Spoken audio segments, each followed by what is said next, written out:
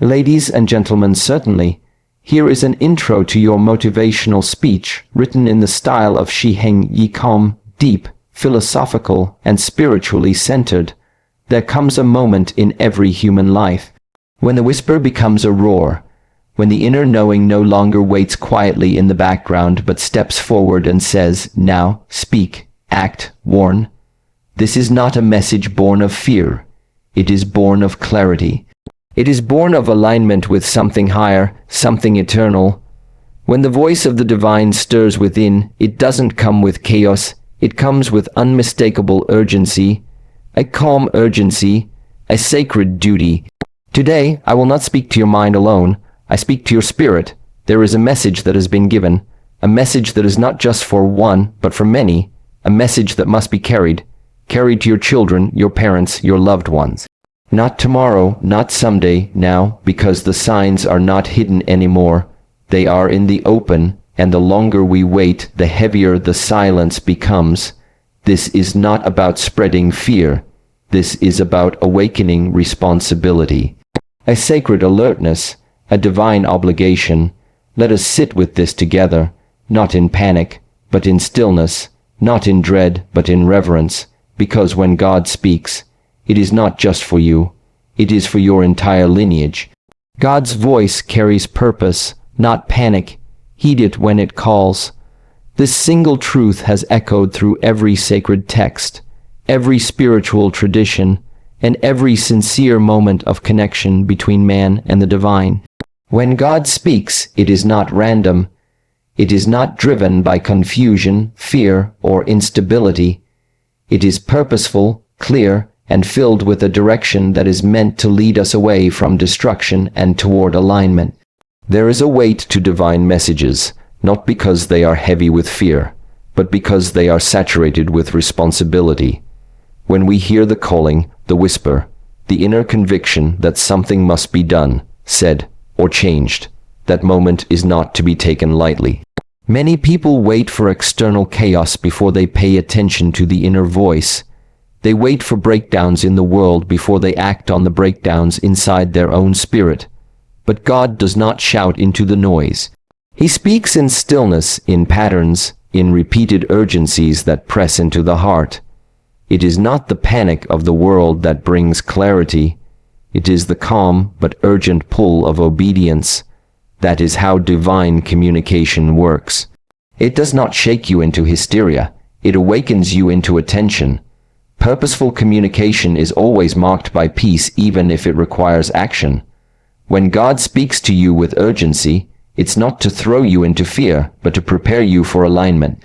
To awaken your spiritual eyes so that you can see the season you are in. It is never meant to bring anxiety, but it might bring disruption. It might pull you away from the comfort of distraction. It might shake the foundations of what you thought was stable, not because God wants to scare you, but because He wants to wake you. And there is a big difference between panic and awakening. Panic blinds. Awakening reveals. Panic rushes. Awakening refocuses. God's voice never comes to cause confusion. It comes to correct direction. Too often, people confuse divine warnings with emotional breakdowns. But God's communication has precision. There is a clarity in His warnings that is unlike anything else. It may not make sense to others. It may not even be understood by the closest people around you. But when you are tuned into God's voice, there is a deep knowing, a spiritual certainty, a burden that doesn't come with fear, but with the need to act. And sometimes that action is as simple and as powerful as telling your family, not because you have all the answers, but because you have heard the call. That calling might wake you up in the middle of the night. It might come during your quiet moments. It might strike your heart while you're praying, walking, or even working. And when it does, you will know. You won't need validation from the world, because the urgency is not from this world. It comes from a place far deeper, a realm where truth is not debated but revealed. God doesn't give warnings to create noise. He gives them so His people can prepare, protect, and pass on the truth. When you ignore God's voice, You are not just dismissing a thought.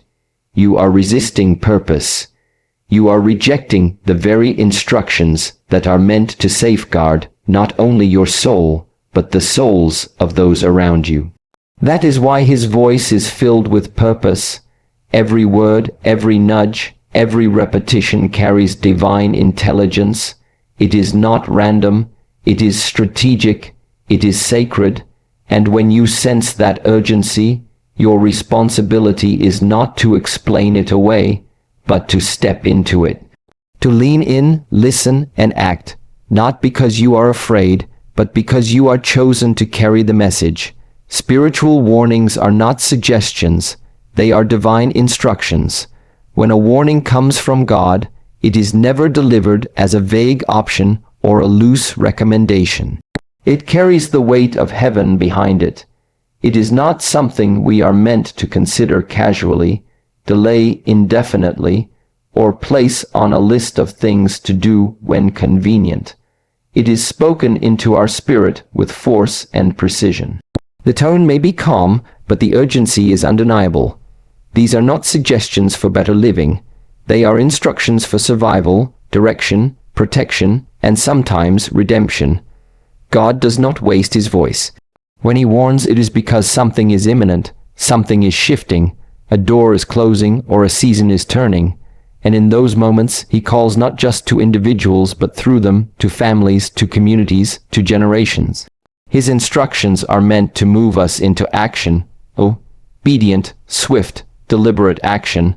The mistake many people make is treating spiritual insight like worldly advice, comparing it with human opinions or guessing it like an emotional impulse. But divine instruction bypasses emotion. It bypasses logic. It goes straight into the spirit and calls for a response from the soul. In Scripture, every time God warned his people, it was followed by either protection for the obedient or consequences for the negligent. Noah was warned and given clear instructions: build the ark, prepare, tell others. Those who ignored the message weren't just disobedient, they were dismissive. They saw the warning as a suggestion. Lot was told to leave Sodom without looking back. That was not advice, it was a command. His wife turned her head and turned into a pillar of salt, not because of curiosity, but because of disobedience. These stories are not just historical, they are spiritual templates. They show us how serious divine instructions are and how urgent it is to act when God speaks. When you treat God's instruction like a suggestion, you dishonor the wisdom behind it. You reduce a heavenly mandate into a personal opinion. But God is not speaking to persuade you. He is speaking to lead you. He is not negotiating your response. He is calling it forth. In moments of divine warning, hesitation can be dangerous. Delay can be costly. And silence can be tragic. These warnings are not for debate. They are invitations to obedience. Sometimes the instruction doesn't seem urgent to the natural eye. It might not look like a storm is coming. It might not feel like anything is wrong. But faith is not about what is seen. It is about trusting the unseen. When God gives you a word, a warning, a stirring in your spirit to move, speak, or prepare, it is because he sees what you cannot. He knows what is forming behind the curtain of time. He understands what lies ahead and is giving you an opportunity to align with his vision, not your comfort. That is the difference between obedience and delay. A divine instruction may come through a dream, a vision, a passage, or a quiet inner urgency. You might not always be able to explain it to others, but you are not required to convince anyone. You are only required to respond. The burden to act is yours. When a spiritual warning is received, it becomes your responsibility to carry it out faithfully, whether that means warning your family, changing a direction, leaving a situation, or taking a step that feels uncomfortable. God doesn't ask you to feel ready. He asks you to be obedient, because in your obedience, there is always a greater purpose unfolding. We are living in a time where many are asleep spiritually, lulled by routine and blinded by distractions. So when God chooses to wake someone up, it is never casual, it is never light, it is always purposeful. And when you are the one being stirred, you must remember that the instruction is not a suggestion. It is an assignment, a directive, a message entrusted to you for a reason. Delaying truth is denying protection to your loved ones. When you know something that can shield, prepare, or even save the people you care about, staying silent becomes a form of abandonment. Truth is not just an idea, it is a spiritual safeguard. And when that truth has been revealed to you, not to your neighbor, not to your friend, but to you, it means you are the chosen vessel for that moment. You have been entrusted with knowledge that is not meant to be buried under hesitation or fear. There is no safety in delay when it comes to spiritual warnings. The moment you receive the truth is the moment the responsibility begins. Many times, people convince themselves that they need more time to understand, more time to figure out the right words, more time to feel confident. But divine truth doesn't wait for human comfort. It carries an urgency that transcends personal readiness. You are not meant to fully understand the impact before you speak. You are meant to obey the prompting with trust. Because the truth is, every second you wait might be a second lost. Every moment of delay is a missed opportunity to guide, to warn, or to protect someone who may not yet see what you see. There is a spiritual weight to being the one who knows. It is not a privilege to boast about. It is a burden to carry with humility. When God shows you something, whether through conviction, revelation, or discernment, it is not so you can hold it privately like a trophy. It is so you can become a voice, a shield, a bridge for the people around you. Silence in the face of danger is not wisdom, it is negligence, and when the danger is spiritual, invisible, or unfolding quietly, it becomes even more crucial to speak when the moment is right. In the story of Ezekiel, God said that if the watchman sees danger and fails to blow the trumpet, the blood of the people will be on his hands. This is not just ancient symbolism. It is a blueprint for divine responsibility. You are the watchman when God gives you vision. You are the trumpet when he places a word in your mouth. To delay that word is to delay protection. To withhold that warning is to deny others the chance to prepare their hearts, their minds, and their choices. Love does not remain silent when danger approaches. Real love speaks, even when the truth is difficult to hear. Sometimes the reason people delay is because they fear the response. They fear being misunderstood, rejected, or mocked. But the measure of your obedience is not determined by how others react. It is measured by whether or not you deliver what was entrusted to you. Whether your family accepts it or not is secondary. Your first role is to release what you have received. Because the longer you wait, the more likely fear will convince you to remain silent. The more time passes, the more diluted the urgency becomes, and eventually the moment is gone, not because the truth changed, but because you buried it under delay. Truth often comes in inconvenient forms. It arrives when you're unprepared, when you're unsure, when you'd rather stay in the comfort of silence. But that's precisely why it's powerful, because it calls you out of yourself. It invites you to step beyond emotion and into mission. You don't need to be perfect to speak truth. You only need to be willing. The moment you begin to delay, you risk becoming desensitized to the message. What once felt urgent becomes routine. What once burned in your spirit now flickers quietly, pushed aside by everyday distractions. This is how divine truth is lost, not through denial, but through delay. The people around you may not be aware of what you know.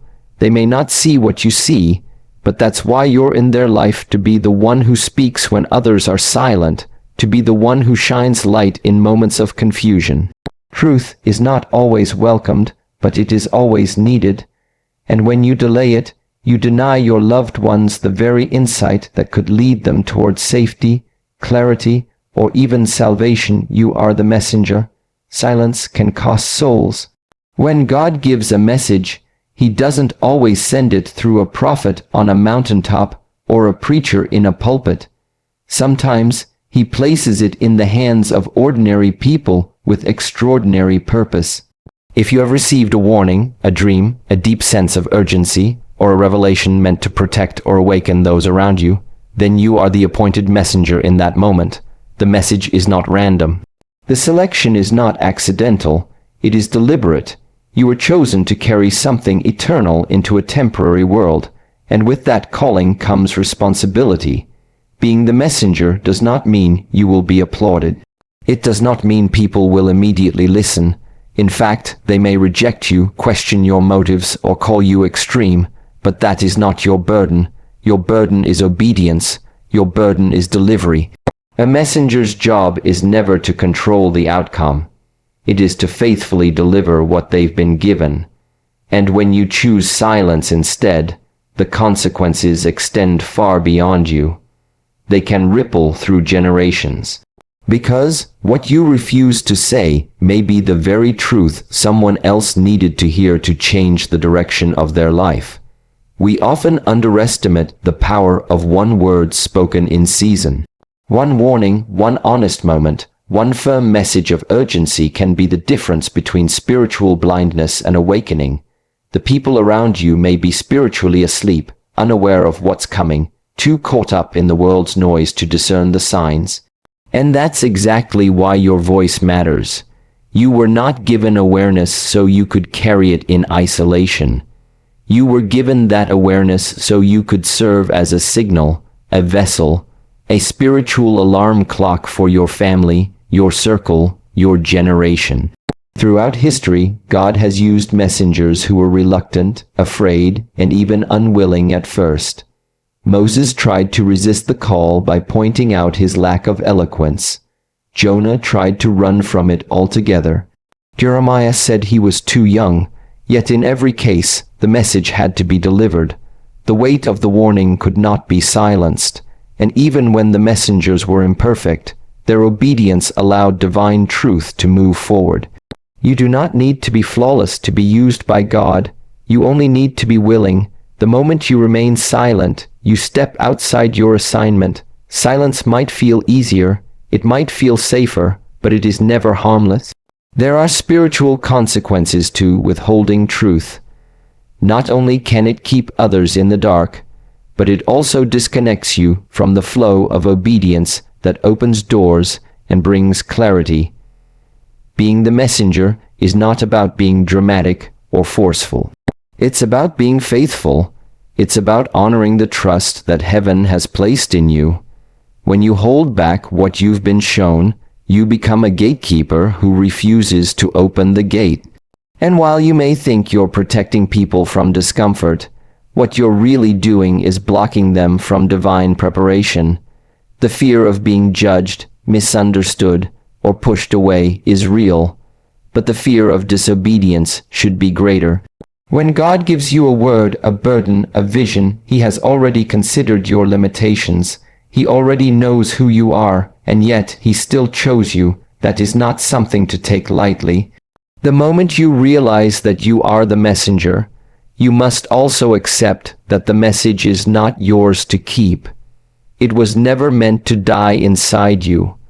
It was meant to live in the lives of those who hear it. Your family may not be ready, your friends may laugh, the world may ignore you, but obedience isn't about response. It's about release.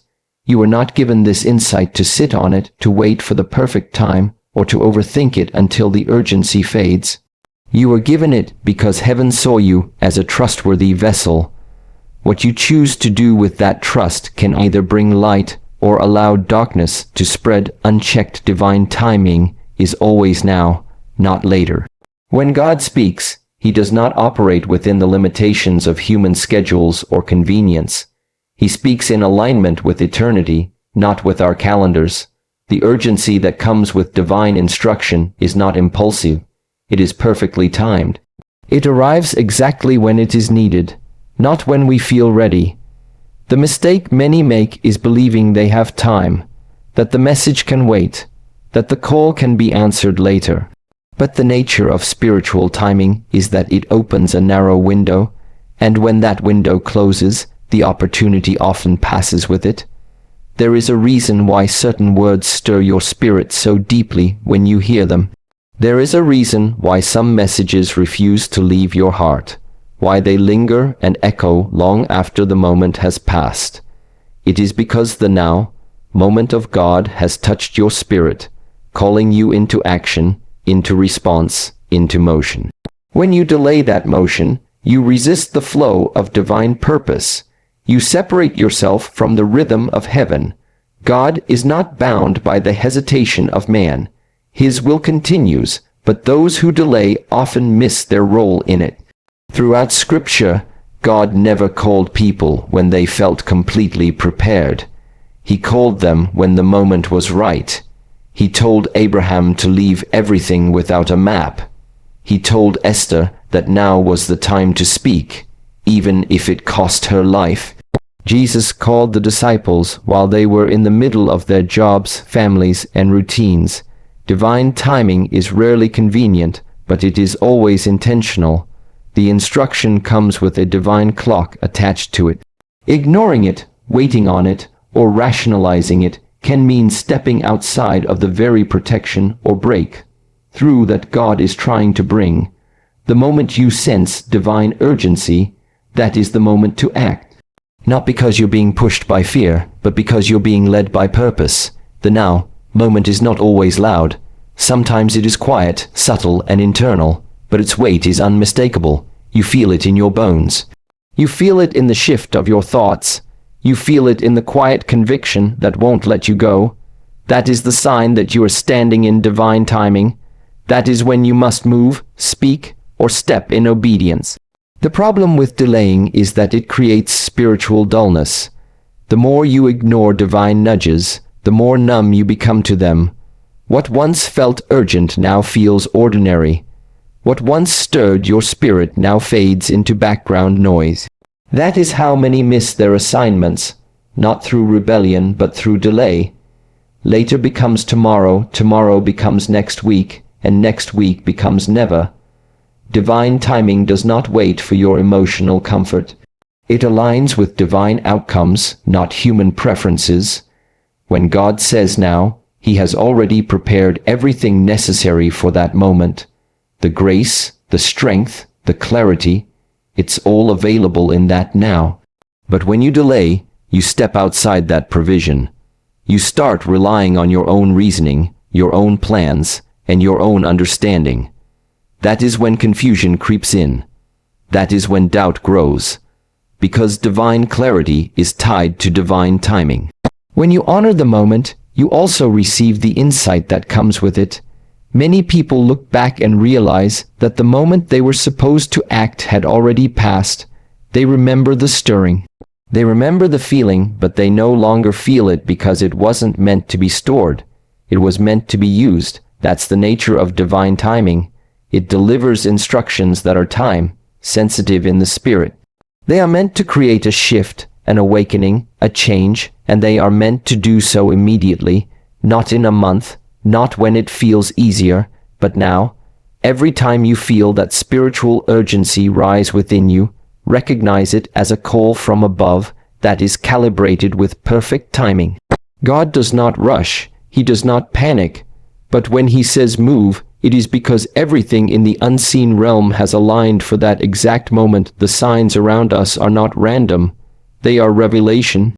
In every generation, God has spoken through signs, not as curiosities or coincidences, but as clear markers pointing to deeper truths. These signs are not just physical events or symbolic gestures. They are spiritual messages disguised within the fabric of daily life. What seems ordinary to the inattentive eye is often extraordinary to the discerning spirit. The movement of time, the shifting of nations, the shaking of foundations, none of it happens without divine intention. When the signs begin to increase, it is not a coincidence. It is a call to wake up. People often wait for a loud voice from heaven, but God speaks constantly through the rhythm of reality. through patterns, disruptions, dreams, warnings, global changes, and inner convictions. These are not loose events scattered randomly across time. They are synchronized signals echoing a message to those who are paying attention. The world may call them strange weather, political unrest, or social changes, but in the spirit they are messages. The increase of confusion, moral collapse, and spiritual numbness are all signs, not signs of chaos, but signs of prophecy unfolding. And when those signs appear, they are not to be debated, they are to be discerned. To the spiritually awake, signs are not distractions, they are directions. They guide you toward truth, push you to prepare, and invite you to lean in deeper. You begin to see that nothing is meaningless. You begin to notice how the news, nature, and even your own emotions are responding to something greater. God has always used the visible to point to the invisible. The Red Sea parting wasn't just a miracle, it was a message. The star above Bethlehem wasn't just a phenomenon, it was a pointer to destiny. And now, in your own life, the disruptions and patterns around you are more than events. They are instructions waiting to be interpreted. Ignoring signs doesn't make them disappear. It simply increases the consequences of unawareness. A farmer who ignores the change in seasons will lose his harvest. A sailor who ignores the clouds will be caught in the storm. Likewise, a soul that ignores divine signs is a soul that walks into danger unprepared. Spiritual signs are heaven's way of giving us advance notice, a way to shift us before the collapse, to prepare us before the test, to position us before the door closes. They are mercy in disguise, preparation wrapped in mystery, and direction hidden in disturbance. Sometimes the signs are external, sudden shifts, breakdowns, or divine disruptions.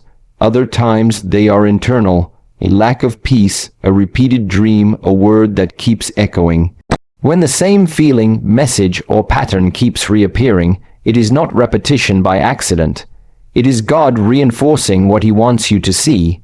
But you must be spiritually awake to understand that.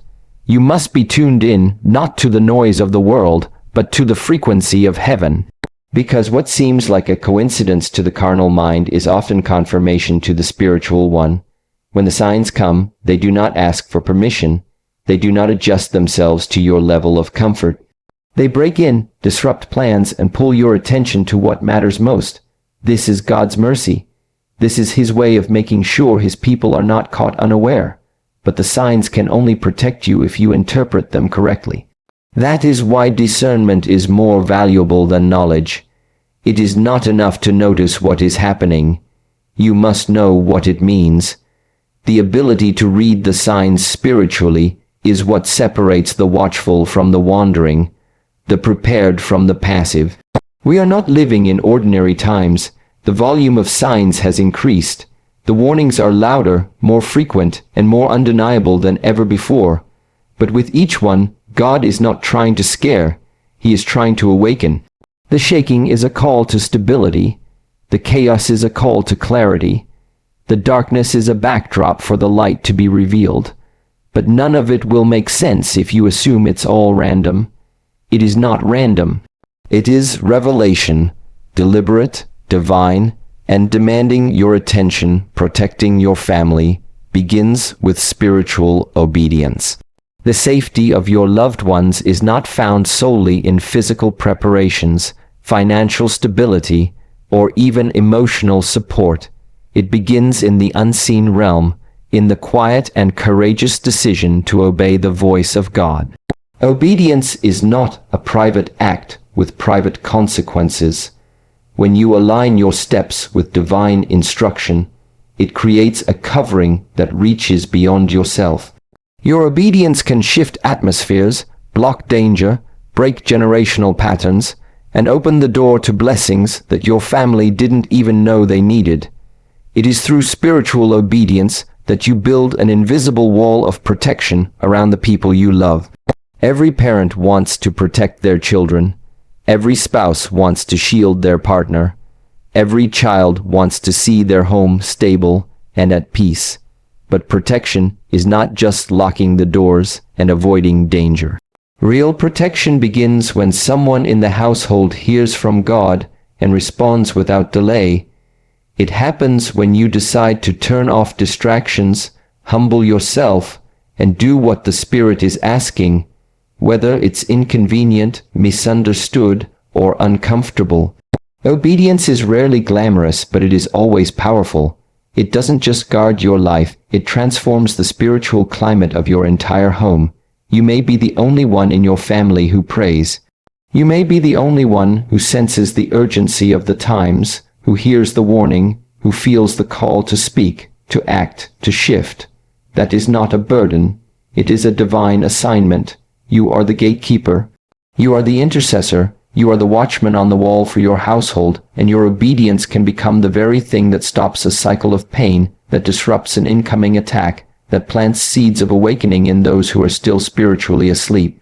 When God speaks to you, He is not just trying to reach you, He is trying to reach through you. There is a reason God doesn't always speak to the entire family at once. He speaks to the one who is ready to hear. He entrusts revelation to those He knows will not bury it. If you are hearing, sensing, or receiving something others are not, it is not because you are better. It is because you are responsible. Your obedience becomes the point of access through which God can protect, guide, and bless your family. Every time you obey, even when it doesn't make sense to others, you are building something unseen but unshakable, a foundation that your children can stand on, a roof that your family can rest under, a light that shines in moments of confusion. Spiritual obedience often looks small to others. It may look like refusing to go where everyone else goes. It may sound like sharing a warning that people don't want to hear. It may feel like fasting, praying, or letting go of something everyone else embraces. But heaven sees it differently. Heaven sees your quiet yes as a weapon, your surrender as strength, your faithfulness as a fortress. And while others may not understand why you live the way you do, your obedience is securing a future they don't even see yet. Many families are under attack spiritually not because they're weak, but because there is no one standing in the gap. No one listening, no one obeying, and when you decide to fill that role, to become the one who stands between danger and your home, you activate the authority that God has given you, not because of your position, but because of your submission. Obedience gives you access to spiritual authority, and spiritual authority establishes real protection. The storms may still come, but they will not destroy. The darkness may still approach, but it will not consume. Not because of luck, but because someone obeyed when it mattered most. Obedience is not just about what you avoid, it's about what you activate. When you respond to God's instruction, you activate spiritual blessings, divine timing, supernatural insight, and prophetic discernment that flow down to your family. Your children walk into protection they didn't even pray for. Your spouse benefits from wisdom they didn't even ask for. This is the power of obedience that flows from one life into many, from one decision into an entire legacy.